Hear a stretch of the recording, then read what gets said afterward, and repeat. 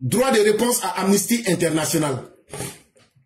Normalement, Amnesty International, c'est une organisation internationale qui lutte pour les droits de l'homme. Les droits de l'homme, là, ça veut dire, un homme n'est pas un animal. Même les animaux même se respectent parce qu'ils tracent des territoires. Mais comme l'homme qui est un animal, mais un animal doté de raison, donc on a la capacité d'être aussi des animaux espiègles, malicieux. Ça veut dire, nous avons la capacité de pouvoir tromper les autres. À cause de ce comportement-là, on décide donc de vivre ensemble et donc on trace des règles pour dire, voilà ce qu'il faut faire et voilà ce qu'il ne faut pas faire. Sinon, les livres de loi existent, mais quand toi-même tu t'assois, si tu veux être un homme normal, là, ce qu'on écrit, il ne faut pas faire. Tout le monde sait qu'on ne doit pas faire. Mais les gens là, eux disent justement, c'est ce qu'on dit de ne pas faire même là. C'est ça même là, moi je vais violer.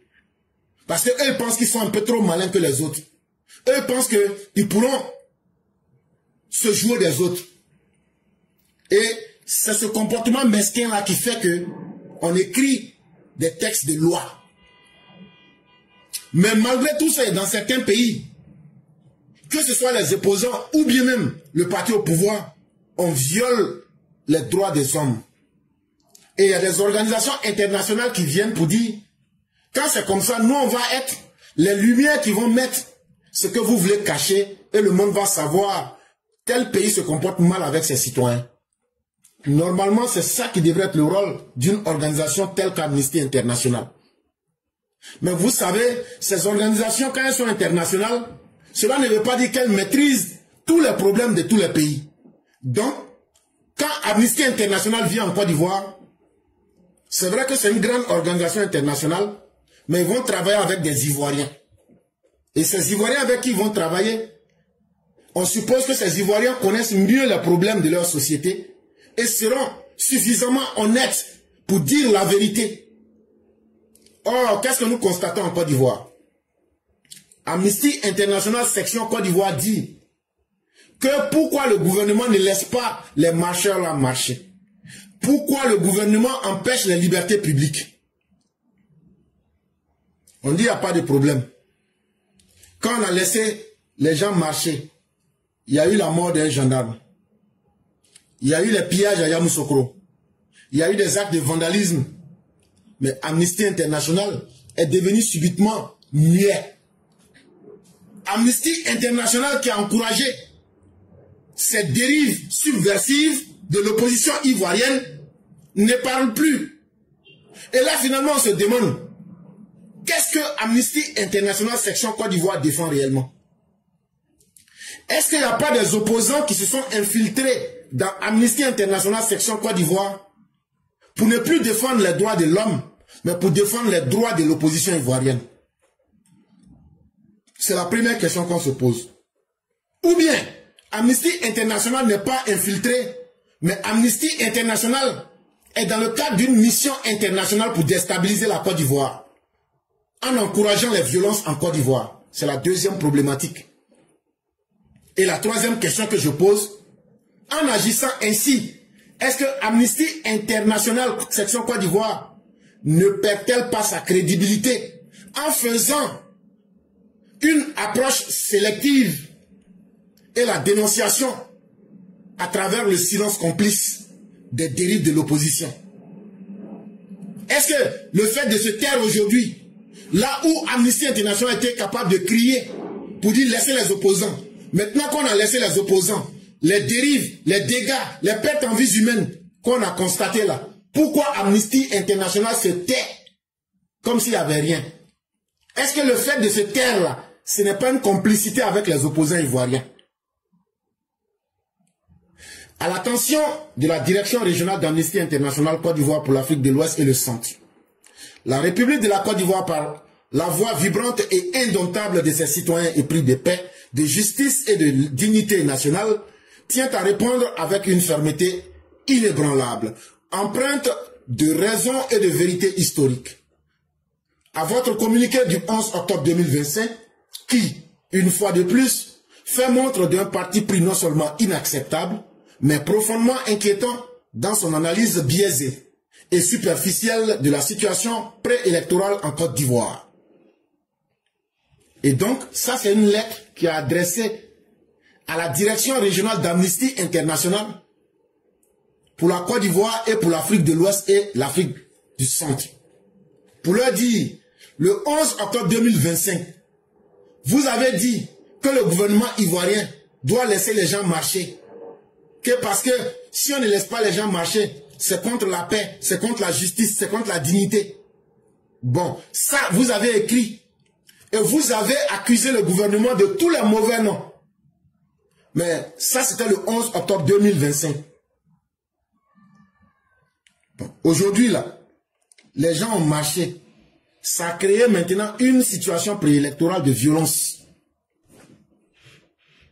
Votre récent communiqué dénonçant la dispersion des manifestations et l'arrestation de certaines personnes qui y ont participé, hélas, d'une stratégie médiatique désormais trop familière.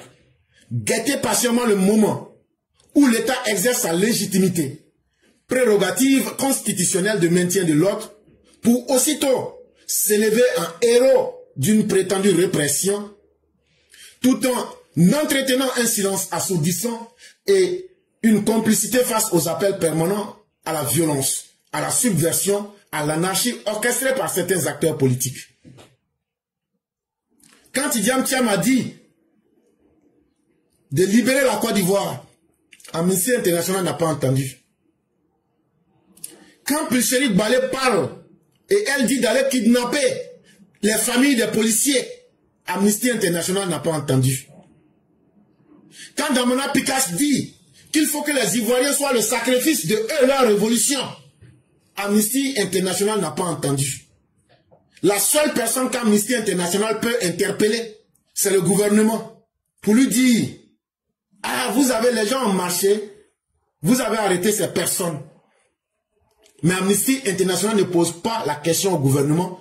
Est-ce que ces manifestants, quand ils sortaient là, quand ils sont venus barrer la route là, est-ce qu'une marche pacifique, c'est acceptable que des gens viennent barrer la route et que ceux qui ne veulent pas marcher, on contraint ces personnes-là à accepter le choix des violents? Amnesty International ne s'est pas posé cette question. Et donc tout ça, ça nous permet de comprendre qu'Amnesty International est en complicité avec l'opposition ivoirienne. Amnesty International est dans un plan commun de subversion et d'anarchie orchestré par les acteurs politiques en Côte d'Ivoire. Et ça s'appelle de la partialité systématique, qu'ils sont en train de transformer en partialité systémique. Parce que tout est méthodique.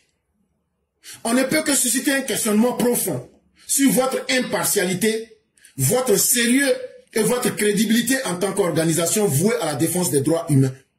Et quand c'est comme ça, naturellement, tout homme qui a un esprit, qui sait raisonner, se demande, mais comment se fait-il que vous soutenez la violence alors que vous auriez dû soutenir les droits humains? Est-ce que vous êtes une organisation qui a encore de la crédibilité? Est-ce que vous n'avez pas vendu votre impartialité? Est-ce que vous êtes encore une organisation qui est sérieuse? Où était Amnesty International? Un jour après la fatwa qui a été publiquement lancée contre les institutions de la Côte d'Ivoire par Tidjam Thiam. Lorsque Damona Picasse a appelé de manière claire à brûler la Côte d'Ivoire et qu'il promettait un tsunami sur les réseaux sociaux quand vous écoutez les opposants.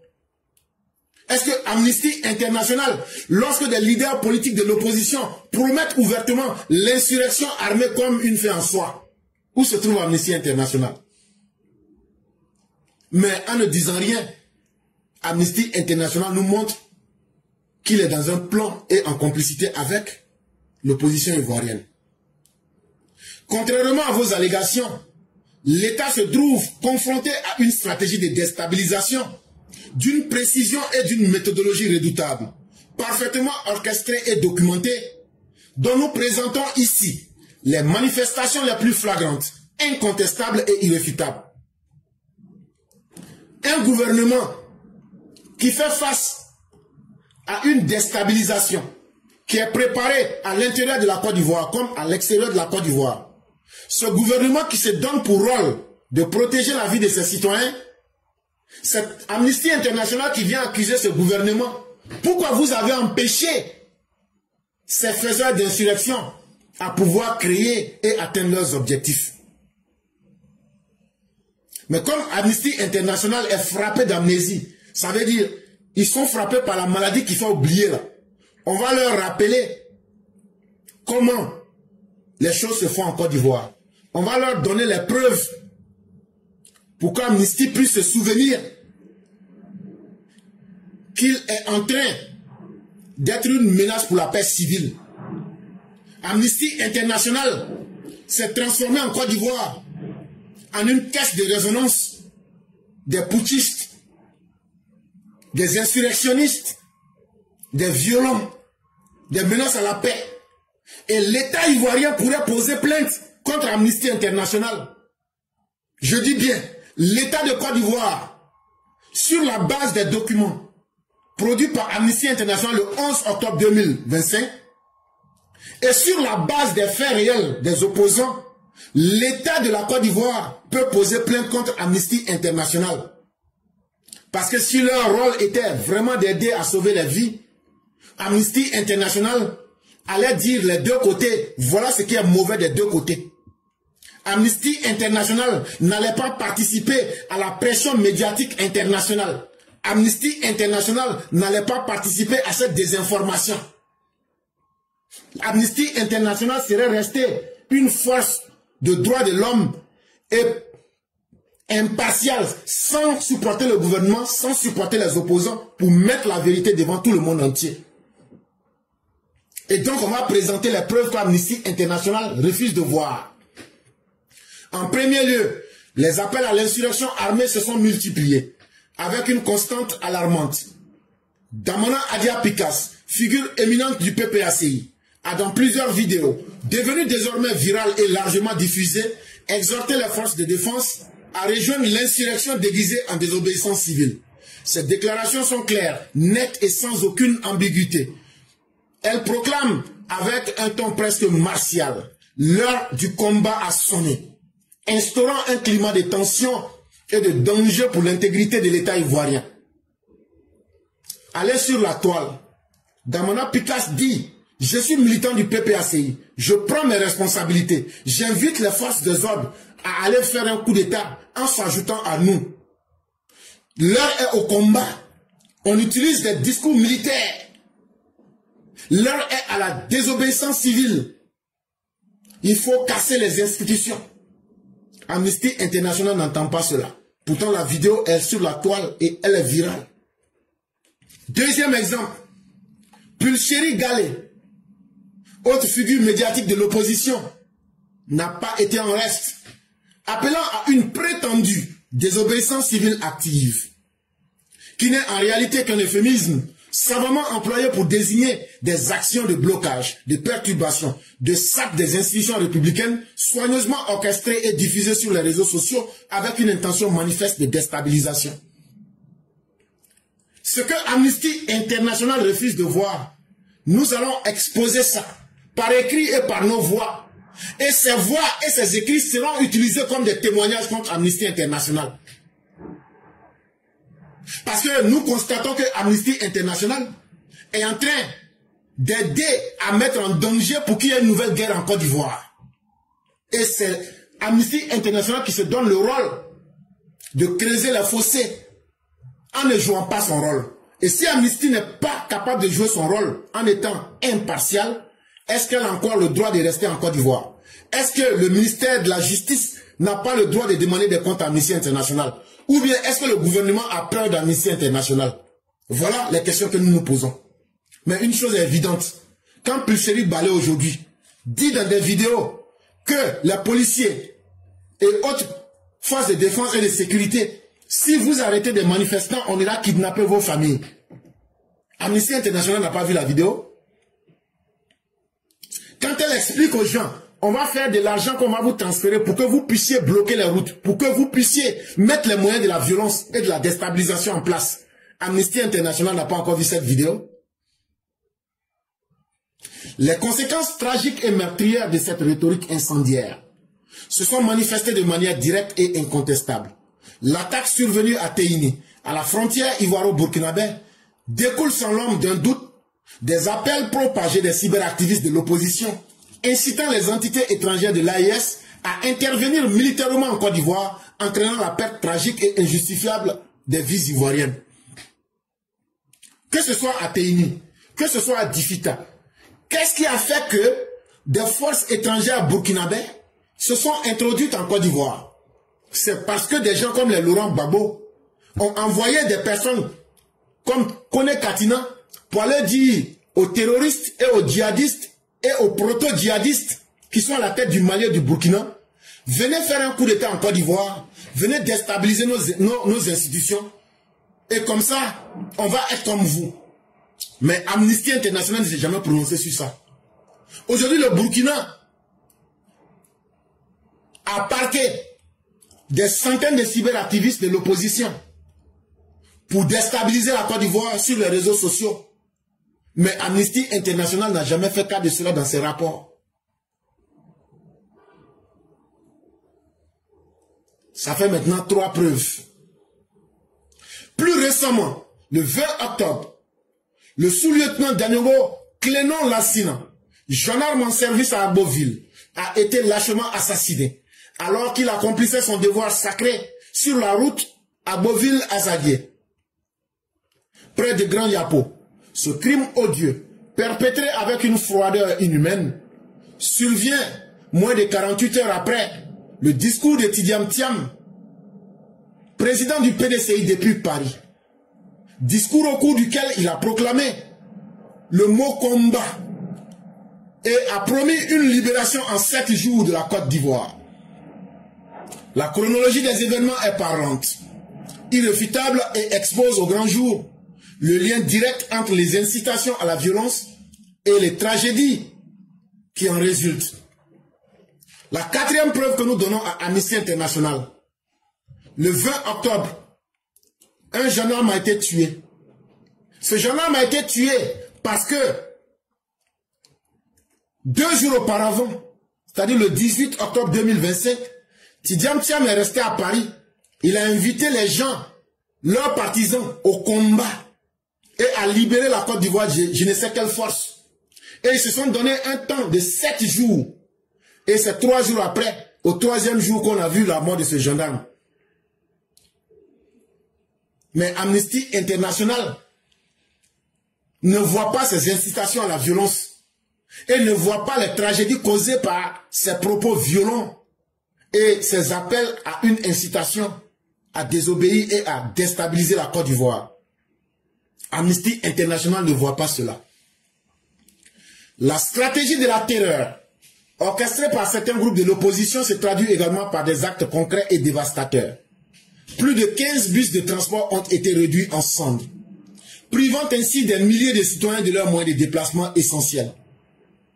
Parallèlement, le vandalisme systématique s'est abattu sur des établissements scolaires, des centres de santé et des marchés, affectant directement le bien-être des populations, sapant la stabilité sociale et compromettant l'avenir de notre nation. Amnesty International est à Abidjan. Avant-hier la nuit, les opposants sont allés. Il y a un endroit où on met les bus. C'est comme un garage des bus. Ils sont allés, ils ont mis le feu, ils ont brûlé 15 bus. Ils ont brûlé 15 bus. Mais Amnesty International ne se dit pas. Ceux qui utilisaient ces bus pour aller chercher à manger, ou même pour se soigner là, ça n'inquiète pas Amnesty International. À Yamoussoukro, on a vu des bandits aller s'attaquer à des écoles, aller s'attaquer à des centres de santé, aller s'attaquer à des magasins. Des gens qui disent que eux, ils sont en train de lutter contre Alassane Ouattara, aller vider les magasins des gens. Aller s'attaquer aux populations qui étaient là et on les prend, on leur dit, si vous ne marchez pas, on va vous tuer. Mais Amnesty International ne voit pas cela. Et tous ces faits que je suis en train de vous citer ne sont pas suffisamment graves pour Amnesty International. Parce que Amnesty International est dans un plan pour déstabiliser la Côte d'Ivoire. l'État ivoirien, dans le strict respect de la Constitution et des conventions internationales auxquelles il adhère avec loyauté, exerce donc sa légitimité, défense pour protéger les personnes et les biens. Mais lorsque l'État de Côte d'Ivoire dit que comme dans tous les pays du monde, l'une des responsabilités, sinon la première responsabilité même de l'État, c'est de protéger les personnes et les biens. Lorsque l'État utilise son droit constitutionnel pour dire « nous n'allons pas tolérer le désordre », Amnesty International trouve que l'État ne devrait pas le faire. Les interventions de nos forces de l'ordre, toujours proportionnées et ciblées, répondent exclusivement à des rassemblements non autorisés, à des individus pris en flagrant délit de violence, de destruction de biens publics ou d'incitation à la subversion. Lorsqu'on attrape des gens, la main dans le sac, en train de poser des actes dangereux, lorsqu'on attrape des gens qui sont en train de détruire des biens publics, lorsqu'on attrape des gens qui sont en train de barrer la route pour semer le chaos dans la cité, Amnesty International dit que les autorités ivoiriennes doivent violer leur constitution et démontrer leur incapacité à protéger les biens et les personnes. Quand on va faire ça, c'est là qu'eux vont nous applaudir. Parce que là, les opposants vont arriver à leur fin. Donc en réalité, Amnesty International Côte d'Ivoire intervient comme un prolongement de l'opposition ivoirienne et donc comme une force internationale qui est venue pour mettre la Côte d'Ivoire en mal. C'est comme ça qu'Amnesty International se comporte aujourd'hui. Et ça, c'est du terrorisme international. Amnesty International est dans du terrorisme international en Côte d'Ivoire. Et ça, il faudrait que nous disions les mots et que nous le disons clairement. Parce que venir dire à un État qui a protégé ses citoyens, qui a protégé les biens de ses citoyens, en arrêtant des bandits, Amnesty International ne sait pas faire la différence entre une marche non autorisée et une marche constitutionnelle.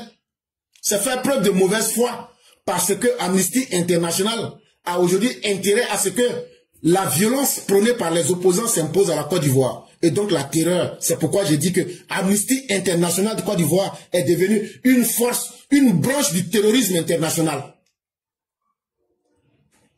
Les 250 interpellations mentionnées dans votre communiqué concernent majoritairement des acteurs des actes répréhensibles et non des citoyens pacifiques. Ce qui dénote une manipulation factuelle évidente dans votre communiqué. Qu'il y a 250 personnes qui ont été arrêtées. Mais les 250 personnes qui ont été arrêtées là, est-ce que la marche qu'elles faisaient là, est-ce que c'était autorisé? Ça fait un. Quand elles sont sorties là, quels sont les actes qu'elles ont posés? Tout le monde a les images et les vidéos. Est-ce que c'était des manifestations pacifiques? Mais Amnesty International veut manipuler l'opinion pour dire que ces personnes n'auraient pas dû être arrêtées. Et donc, utiliser la communication comme un moyen pour tromper, manipuler les gens, c'est ça qui est devenu le rôle d'Amnesty International en Côte d'Ivoire. Et nous ne serons acceptés cela. À l'ère du numérique, votre prétendu monopole informationnel se fondre face à la documentation systématique, implacable et irréfutable des événements. Nous ne sommes plus dans les années 1950, encore moins 1990. Aujourd'hui, nous sommes dans l'ère du digital. Tout ce qui se passe là, tout est enregistré. Aujourd'hui, Amnesty International vient de perdre toute sa crédibilité. Et nous demandons au gouvernement de la Côte d'Ivoire de poser plainte contre Amnesty International. Si elle ne peut plus jouer son rôle, qu'elle quitte la Côte d'Ivoire. C'est aussi simple que cela. Vous voyez que nous ne sommes pas dans l'émotion. Nous disons simplement de jouer son rôle. Si le gouvernement n'a pas raison, mais qu'Amnesty le dise. Mais est-ce que les opposants n'ont pas tort quelque part? Est-ce que quand ils disent marche pacifique, est-ce que ce sont des marches pacifiques qui sont constatées? Pourquoi Amnesty ne peut pas dire cela? Et qu'est-ce que Amnesty défend pour ne pas être capable de dire la vérité? Mais comme nous sommes aujourd'hui à l'ère du numérique, à l'ère de l'Internet, un mensonge ne peut pas être caché. Et donc là, les propos d'Amnesty International ne peuvent pas être des vérités en soi. Quand on a la capacité de montrer les faits violents, ces faits qu'on a archivés, la haine qui est promue, La haine qui est tracée et géolocalisée, les propos des uns et des autres, les actes tragiques qui sont reliés aux prises de parole et surtout à l'encouragement à la violence. Les bases de données ont été constituées et elles sont exhaustives, elles sont récentes, elles ont été minutieusement et scientifiquement répertoriées. On a aujourd'hui plus de 187 appels clairs, explicites à la violence physique. On a nommé 43 menaces de destruction des infrastructures nationales. On a nommé 26 incitations à la rébellion armée. Et ça aussi, ce sont des preuves tangibles et irréfutables. Comme Amnesty International refuse de voir l'ampleur de la gravité et que Amnesty International section Côte d'Ivoire s'est mis dans une mission de déstabiliser la Côte d'Ivoire. Amnesty International section Côte d'Ivoire est devenue une force de terrorisme en Côte d'Ivoire. Nous serons donc dans l'obligation de lui apporter aussi ces preuves-là et de dire aussi à tout le monde ce qu'Amnesty International est en train de faire en Côte d'Ivoire. En conséquence, nous exigeons qu'Amnesty International condamne avec la même rigueur tous les appels à la violence, quelle qu'en soit l'origine politique, qu'Amnesty International reconnaisse publiquement l'existence d'une stratégie de déstabilisation systématique, qu'elle publie un rapport complet et détaillé sur les dérives verbales et les actions subversives des opposants ivoiriens et qu'elle cesse immédiatement toute instrumentalisation de son mandat au service d'agendas politiques partisans au risque de compromettre sa crédibilité et son intégrité morale. Donc c'est quand on demande à l'Amnesty International là, hey, il y a des pays qui ne sont pas forts comme la Côte d'Ivoire, on peut les chasser. On a toutes les preuves contre vous. On peut vous chasser. Et puis ça ne va pas aller quelque part. Parce que l'Amnesty International là, à part venir faire papatoya là, vous avez une fois entendu qu'il y a un pays, parce que Amnesty International est là-bas, donc aujourd'hui là, ils ont financé des projets de développement humain. Amnesty International là, est-ce que vous avez une fois construit une école? Est-ce que vous avez une fois aidé des enfants qui ont faim? Voilà des organisations de traite, des organisations d'espionnage des États qui viennent là, qui déposent leurs bagages et qui se donnent des amis et qui sont là. Plus ils vont trouver des choses à dire sur des pays, ils vont faire du chantage. On connaît cette méthode, ça ne marchera pas. Vous n'êtes pas une institution financière internationale. Vous n'êtes pas une institution religieuse. Vous n'êtes pas une institution qui a pour vocation. Et on n'a jamais vu vos preuves sur le terrain. À part que de prendre des rapports, comme dans le cas biaisé, pour essayer de faire la pression sur des dirigeants. Mais votre pression ne passera pas.